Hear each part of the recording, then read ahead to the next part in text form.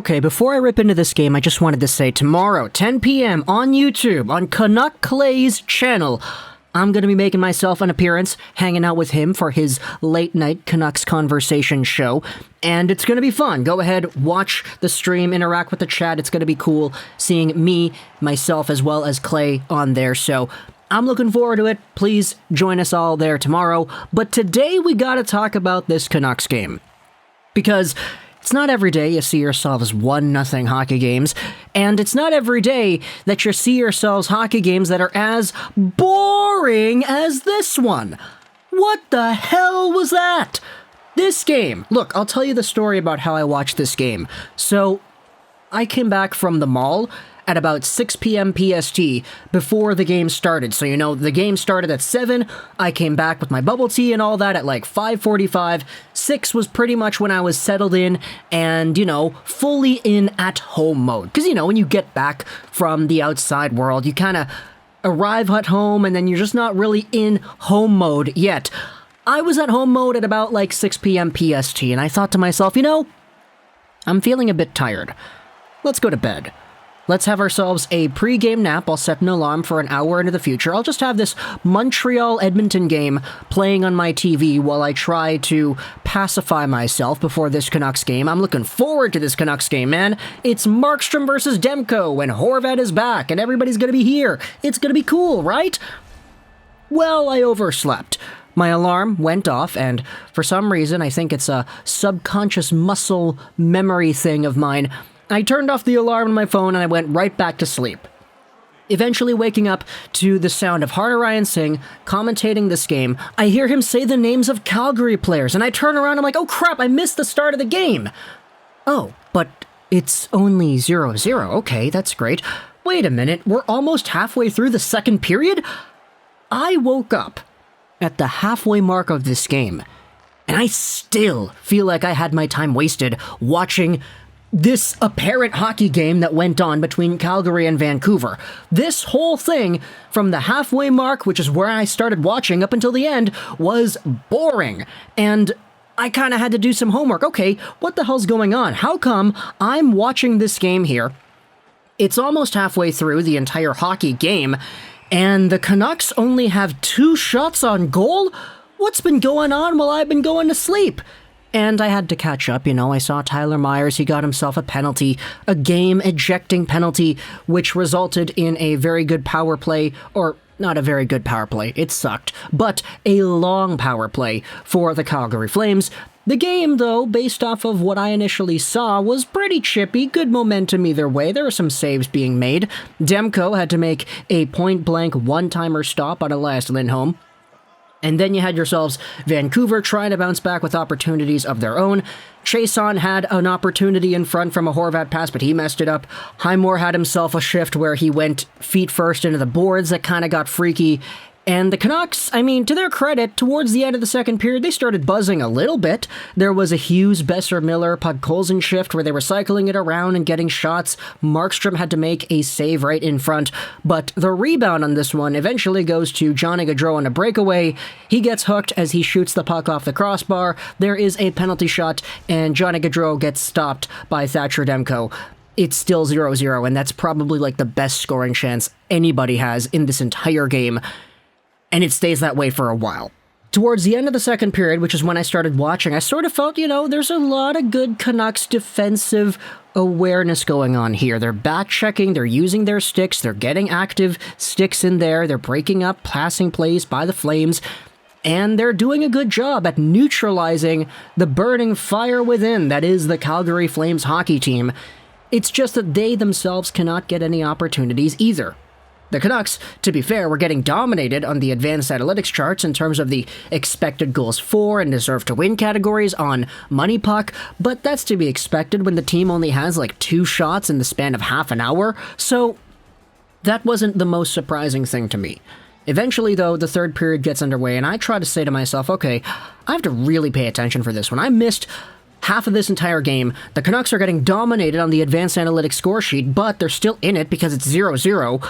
I'm going to have to go out there and make sure I pay attention because Bruce Boudreau was going to go out there, give some speech to Vancouver, and make sure that they go out there with a buzz, make sure that they go out there and change the momentum, and completely take over the game, because we know all it takes is a few F words for Bruce Boudreau to get his team involved.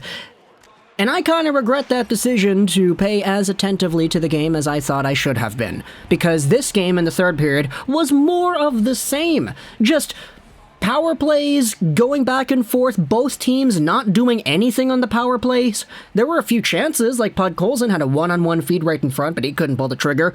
Elias Lindholm had a point-blank one-timer that went up high. Then, the penalties, dude. Höglander takes an elbowing penalty right off the center ice draw. When I saw that, I was so disappointed. I kind of immediately remembered all the other times in the SHL for Regla when Nils Höglander got suspended for elbowing too. He was not really the cleanest elbow throughout the past few years of his hockey career, and I kind of figured, when Höglander made his debut, how long are we going to have to go before we see this guy get penalized for an elbow? Well, I don't really remember if he had any other elbowing calls in the NHL earlier than this one, but this one stood out to me because it was a 0-0 game, and the Calgary Flames were looking like they wanted to bite on that power play. It's just they were not able to do so because the Canucks, oddly enough, stole the puck a lot on the penalty kill, and they had some penalty kill chances, and Demko was making saves when he needed to. You then had yourselves Vancouver on the power play. Garland drew a penalty in the corner. He had some really good movement down there, and he's always been a pretty nice spinny guy to watch, so very happy to see Garland doing his thing. By the way, we're going to be talking about him more tomorrow because Elliot Friedman on the 32 Thoughts segment on Hockey Night in Canada, he kind of highlighted Connor Garland and some potential teams that might be interested in him in a trade, so yeah, if you like Connor Garland, as do I, who knows if we're going to be seeing this guy in a Canucks sweater for an extended amount of time. But the Canucks don't do anything on the power play. They suck on the power play. This is such a lackadaisical and laid-back power play. You saw immediately off the draw, Calgary takes control, and the Vancouver Canucks just allow Michael Backlund to take the puck and skate out of his own zone, into the neutral zone, into the Canucks zone, and shoot. They just allow him to walk right through everybody and do that. What the hell are you doing? Easiest kill of all time for Calgary. Sure, you could give credit, it's the Calgary Flames and their positioning, and it's how tight they are onto the puck carrier for Vancouver, but come on. The Canucks power play was bad, and Calgary was just kind of doing their thing and making it even worse. Eventually, though, this one goes to another power play when OEL draws a Sean Monahan slash with 4 minutes left, and the Canucks do more of the same. They just mess around with it. They try to make some passes. They don't work. They bounce off to the side. Eventually it gets dumped back down. Demko has to hold it off. What an easy kill for the Flames, dude. I'm sorry. It's still 0-0 with 2 minutes left, and then the period expires. Nobody gets any opportunities there. And then the overtime. At least JT Miller went out there and won the faceoff. There's a positive, there's a plus column for JT Miller and the Calgary Flames trade block saga. He gets himself the win, the Canucks get possession, Miller takes the puck, and he drives right into the Calgary Flames zone. He gets slashed, he gets hooked, he gets whatever, and he loses the puck straight up. I don't know if there should have been a call there, but he just lost the puck on the play. The Flames take it over. It's, Hughes and Besser who are coming back, and JT Miller on the back check. He's waiting for a call. He wants the referee to blow it down. He doesn't get that call, and so he just slowly skates back to the bench while the 5 other skaters, the 3 Calgary guys plus Besser plus Hughes, are going back towards Demko. Eventually, the puck finds its way to Johnny Gaudreau, who comes in. He's the trailer. He just slap shots it in. Like, who the heck slap shots on the rush anymore? Like, how often do you see that move nowadays? But either way, I guess because Gaudreau had so much space, there was no backchecker in sight for the Vancouver Canucks that was supposed to take Miller's position and actually supposed to have Johnny Gaudreau as their check. Besser and Hughes were just kind of down and out. The shot beats Demko. It goes far side, and, that's it. What a boring game. What a gosh darn waste of my time, man. I feel bad watching that game, and I only saw half of it. Like, I couldn't imagine thinking to yourself, okay, let's get the family together, let's have a good time, let's get the skip the dishes, let's get the wings, let's get the pizza, let's get the whatever it is people eat at game night.